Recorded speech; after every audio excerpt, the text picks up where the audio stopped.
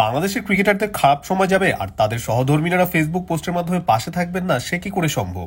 বুধবার রাতে দুঃখ ভারাক্রান্ত মন নিয়ে ওডিআই ক্রিকেটকে বিদায় জানিয়েছেন ক্রিকেটার মুশফিকুর রহিম। সতীর্থ থেকে শুরু করে প্রিয়জন অনেকেই মুশফিককে জানিয়েছেন শুভকামনা।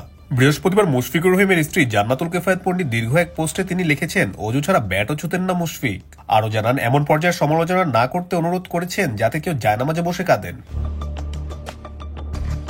মুশফিকের স্ত্রীর সে পোস্টে বিস্তারিত তুলে ধরা হলো। গর্বের সঙ্গে প্রত্যাশা রাখছি ওয়ানডে ক্রিকেট থেকে তোমার বিদায় আনন্দের হোক, আলহামদুলিল্লাহ।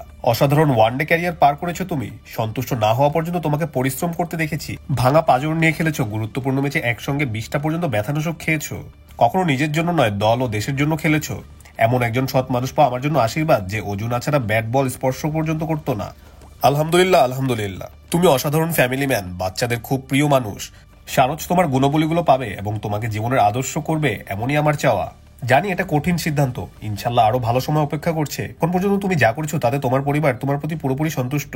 বাকি পৃথিবী তোমাকে নেতিবাচক ভাবে নিলে নেক। সমালোচকদের আমি বলবো, সমালোচনা এমন ভাবে করবেন না যেন কাউকে নামাজের পার্টিতে বসে কাঁদতে হয়। আমরাও মানুষ।